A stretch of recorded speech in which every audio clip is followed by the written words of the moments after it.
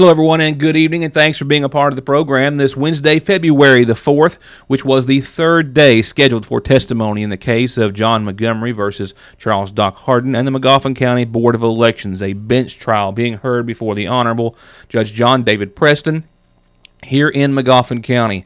On this third day of testimony, the prosecution for the case representing John Montgomery wrapped up their testimony and call of witnesses this afternoon, immediately after which the defense requested a directed verdict, dismissing the case from any further action or testimony based on what they called a severe lack of evidence, as well as other issues. We'll talk about what happened then and the future of the trial in just a few moments. Before that, however, a great deal of testimony to hear in regards to today's testimony, which began with Larry Shepard, wife of County Clerk Renee Shepard. We heard from former employees who claimed to have been fired for grievances between them and Charles Hardin. Also a magistrate to testify, also others to testify about gravel for votes, bringing with them some pictures of instances they referred to as private work done on private property by the county and with county expenses, as well as two women who said they were approached by two men election night seeking money for votes, and other information. We'll pick up with, as did this morning's testimony and remarks on behalf of Larry Shepard, who started off today's proceedings, right after a few words. I'll be right back. Now, as we begin coverage, we begin where testimony did this morning with Larry Shepard, husband of Magoffin County Court Clerk Renee Arnett Shepard. Shepard's testimony was broken in two parts, beginning with the first part last evening as the testimony for the day wrapped up, and then he started off this morning. Much of his testimony last evening was simply a description of where he was on Election Day. His duties was setting up the machines to vote when the voter comes in, helping with voter assistance forms a couple of times on occasion as he did. And this morning's conversation or testimony centered largely around a piece of property that he and his wife own, that sits adjacent, I believe, to Route 30 in one area, and is also the question of some work done by the county on a particular side of the property next to one of the roadways that it runs parallel to, a tile and some gravel laid where a gate keeps, or would appear to keep, traffic, but they say an unlocked gate from entering onto their property.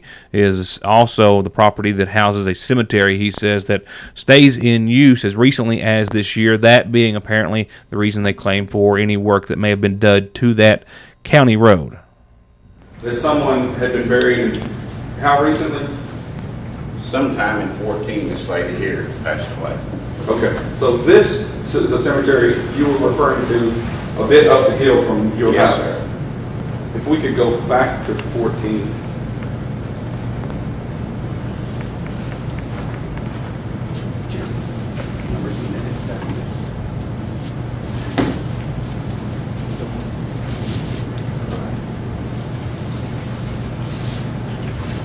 Okay, let's talk about this right here. This, what is that?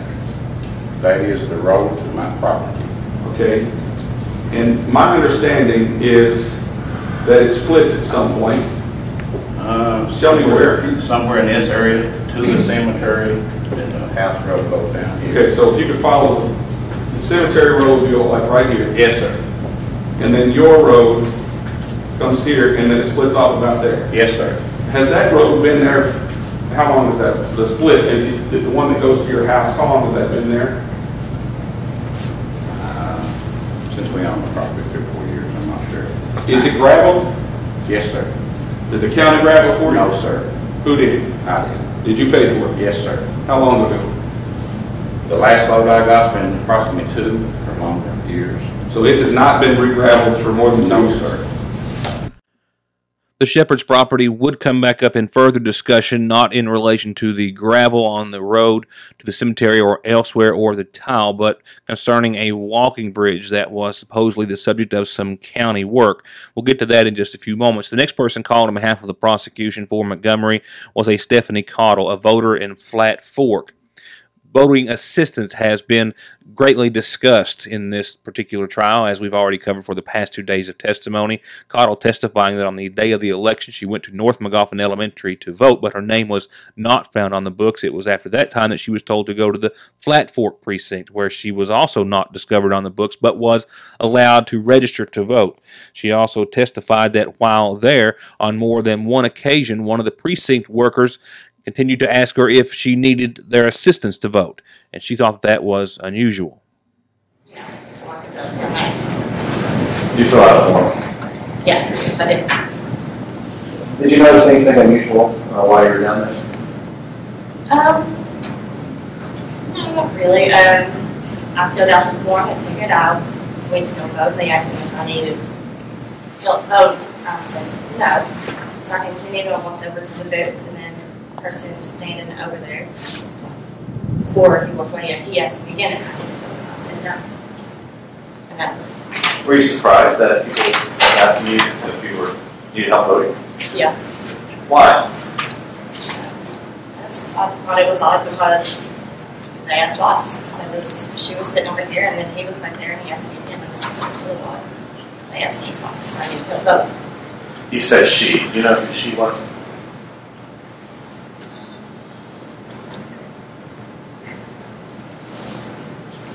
I know her son.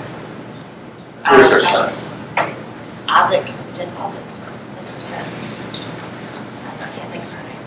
So Jeff Isaac's mom? Yeah. Yeah. That's her. And who was the person that asked you if you needed assistance again? Eric Dean's I don't know. He lives down the road.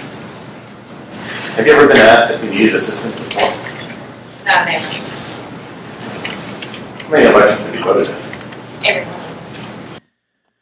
The next witness call was Johnny Arnott, a former employee of the Magoffin County Fiscal Court, who testified on the stand that he was an equipment operator with the Fiscal Court beginning in 1998 through 2014, that he was moved to the recycling center some time back, he says, and he also said that at some occasion, due to the fact that Charles Hardin expressed his displeasure, he testified with Arnott running for county court clerk.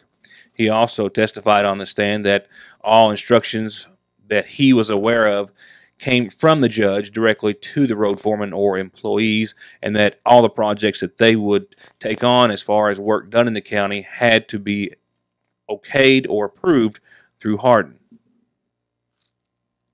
What do you mean by that? Okay.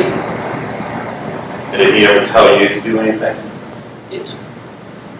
What did he tell you to do with regards Well, to it just, I'm just saying, which I even had a county phone. But also, there were many times, he'd make a phone call or he would tell Mike Wilson or Joe or me to go, fix something or do something. And when you say fix something or do something, you mean? To go out and look at a road or to work on it. Did that include laying gravel? Yes. Did that include blacktop? When I was removed from there before they even started,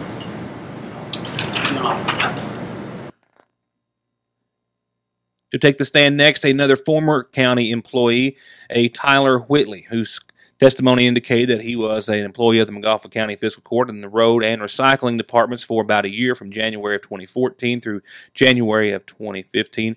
Also testifying that Hardin was involved with everything he and other employees with the road department did. He also testified about work that he says he and others performed on property owned by Renee and Larry Shepard.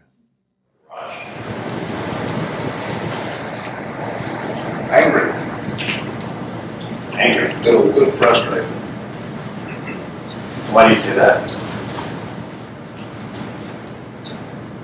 From the context of what he would say. What did he say that made you think that? Along the lines of, I'll fire who I want to.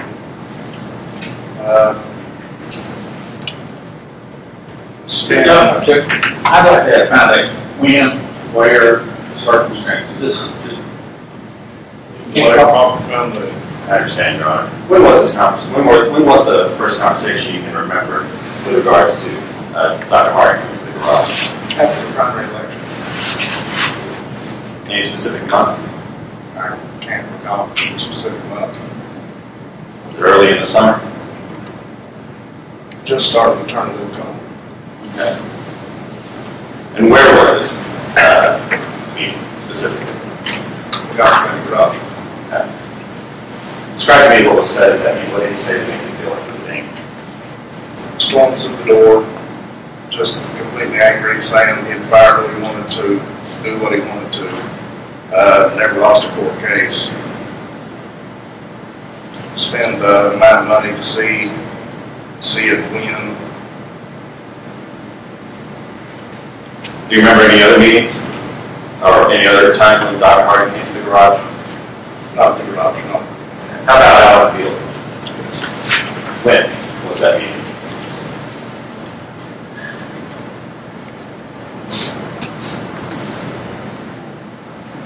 Right before the primary.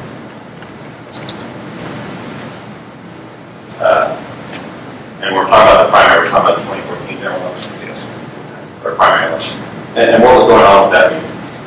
That was a job site meeting, and he was showing us where the tile needed to be placed and the way the tile would run. Where was this meeting? Spencer's Back Road. Mr. Whitley, do you remember any other times Dr. Harding visited you out in the field? No, sir. Mr. Whitley, have you ever been on the property of Renee R. Shepard and Larry Shepard? Yes, sir. When were you on the property of Renee R. Shepard and Larry Shepard? 1 to 2 weeks after the primary election. And when, are we talking about early summer then, or? Yes. Why do you remember those early summer? Because it was blistering hot. What were you doing there? Well, I came into the county garage that day, and they were needing a bridge refloored, and dispatched quite a few men to that, which, you know, usually on a refloor job you have 3 to 4 people. On this occasion, we had like 6, 7. Well, we got to the place, which was on Route 30, and we had to go through a gate that had a barn right beside of it. If you would, was the gate closed? Okay. After we opened the gate and went through, the bridge that we had to refloor was a lock bridge that crossed from Renee R. Shepard's residential to her barn. And we, Larry Hall had the wood loaded onto the flatbed, and we unloaded the wood, and within about 45 minutes to an hour, we were pulled off the job. Why were you pulled off the job? They never did say. All I know is we got pulled off the job pretty quickly.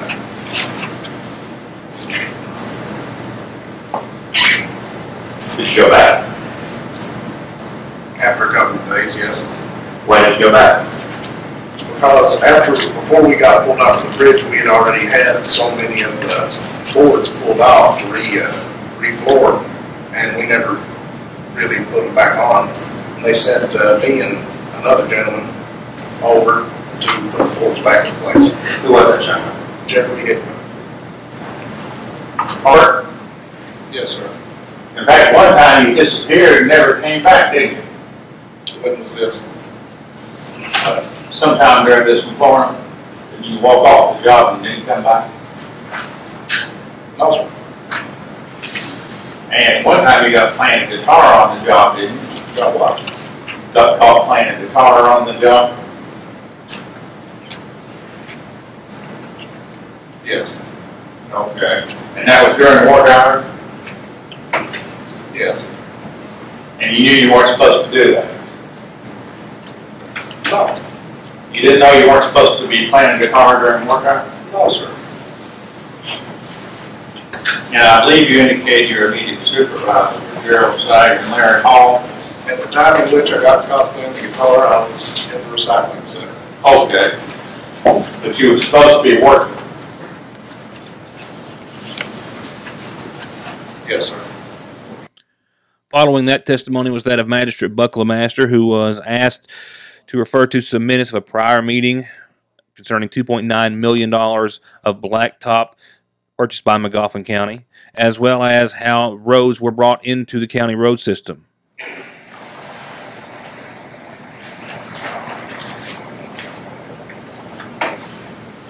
And if you would read that statement. What statement are you on? That begins with Judge Hardin made a motion.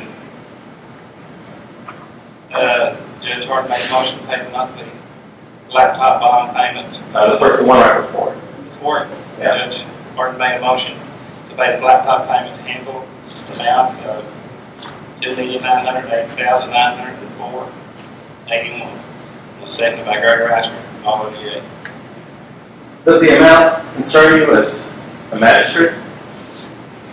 Well, I mean, I know we done on blacktop, but it's expensive. And, I figured it was appropriate.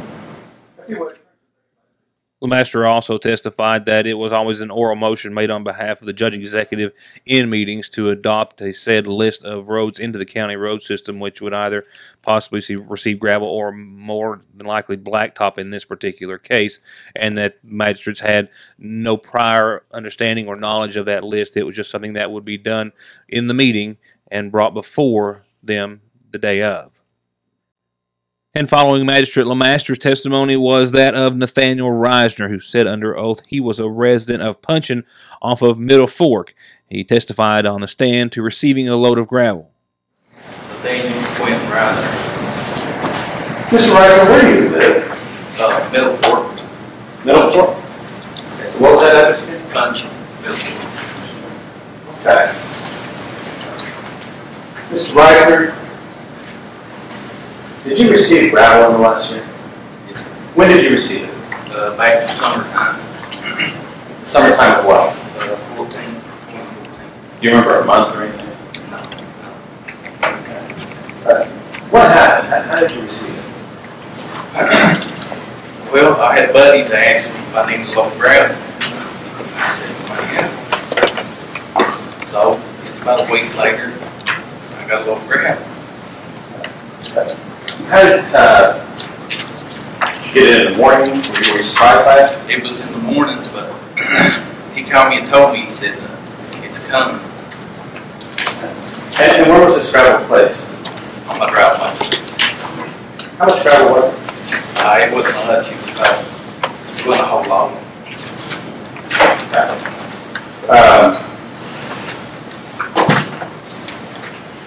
Did you go out to talk with the people? Yeah.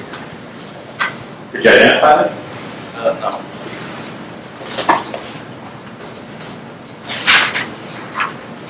Did they say anything to you? He got out, shook my hand, and told me Doc and Rooster was good people.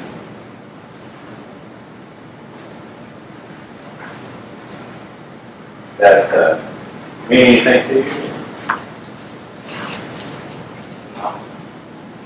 Why do you think they said that? Objection, Your Honor.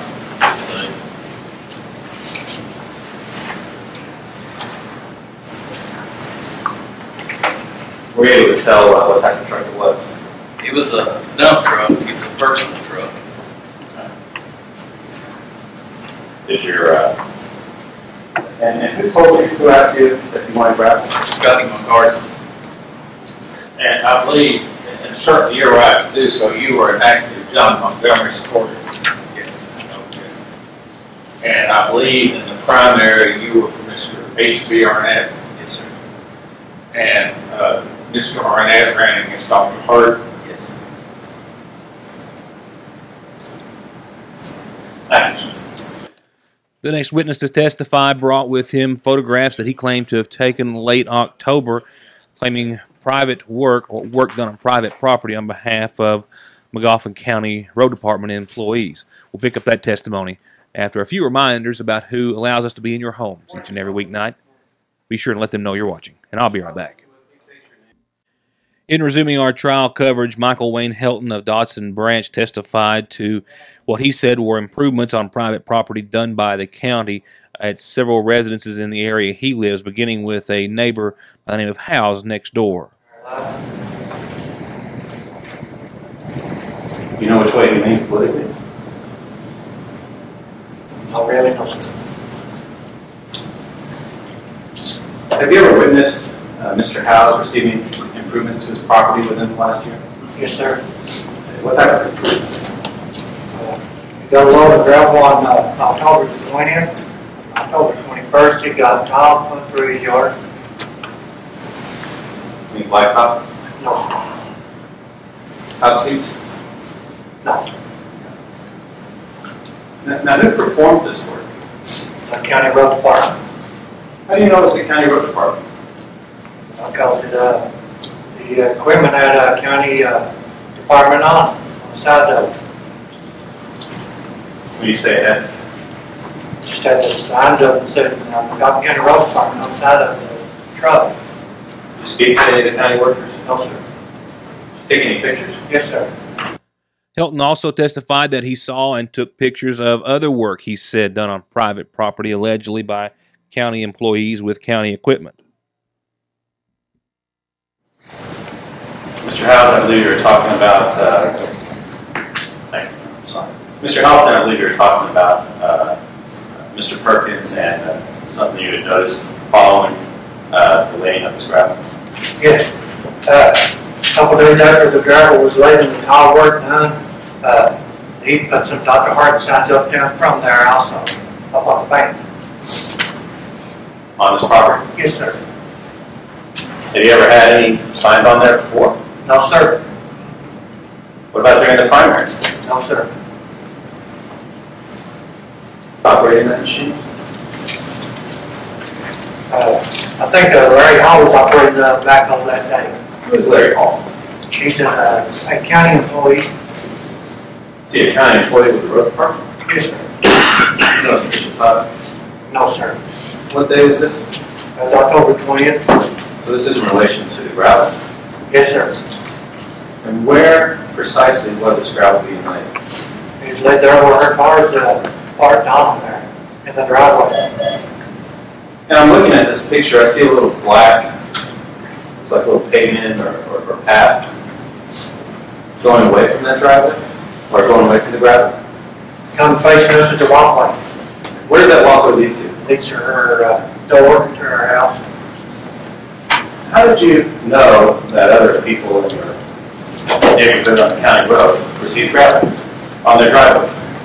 I drive by them, they brought them down. And how many of them are not county roads? The county road's the main road, not up in the driveway, it's not. Do any of these places that receive gravel in your neighborhood lead to any cemeteries? No, sir. Any other public reason for them? Sir. Do they lead directly to the house? It's directly to the house, yes, sir. Did everyone in your neighborhood receive gravel? Not everyone, no, sir. How many people did receive gravel? I mean, did. Well, how many did, first of all? That you personally observed? I don't know what. Is that part of the culvert, sir? Yes, sir. Now, what you had here, this goes to the creek. Now, before that was installed, there was a drainage problem on this road, wasn't there? I don't know if that was a drainage problem or not, sir. All right. But that would certainly drain water from this side of the road down to the creek, wouldn't it?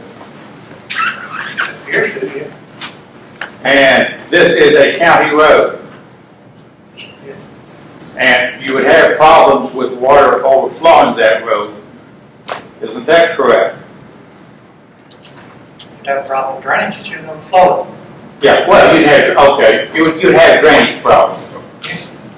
And this culvert would help take care of the drainage problem. Isn't that correct? So the water had to be taken somewhere, didn't it? Yes. So that would certainly be an improvement to the county road to solve that drainage problem, wouldn't it? I guess so. Okay. Now, one of the things you mentioned, I believe, is Mr. Perkins got some gravel. Yes, sir. And you know, did you actually see the county do that? I didn't see the county dump them, like I said, no, sir. So you don't know whether the county did it or Mr. Perkins had a private contractor do it, do you? County backhoe was down there, sir. Well, I'm talking about on the gravel. When the gravel was dumped on that road, you did not see a county truck do that, did you? On Mr. Perkins, it's no, sir. So you don't really know whether that gravel was put on there by the county or whether Mr. Perkins just couldn't have it put down. Correct. All you know is there was some gravel there. And now you talked about driveways, other driveways getting gravel. Can you give me a name? Can I give you a name? Yes, sir. Okay. Greg Hall. I'm sorry? Greg Hall. Greg Al? Greg Hall. Greg Hall? Okay. Jerry Rousey. Okay. All right, Perkins. Okay. Now, did you actually see the county put gravel on? They put on there, yes, sir. You know, did you actually see the The county county? won't put them on, yes, sir. You saw that? The county trucks won't put them on, Or yes, you sir. saw that? Okay. You know if they were part of the county road system? No, sir. Did you investigate to find out if they were? No, sir. At this point, there is still testimony from at least 3 or 4, maybe 5 individuals yet to come. I am, though, out of time, and that does come with my apologies. We're now just a little more than a minute over our timeline. I do need to tell you this. It wouldn't be right to leave you without saying that after testimony today was wrapped up on behalf of the prosecution, the defense then immediately requested a directed verdict, requesting that the case be dismissed from that point further. The judge said that there was more than enough evidence for the trial to continue. It will not resume until next Monday. I'll elaborate more on that, and we'll hear the remainder of the testimony beginning on tomorrow night's program.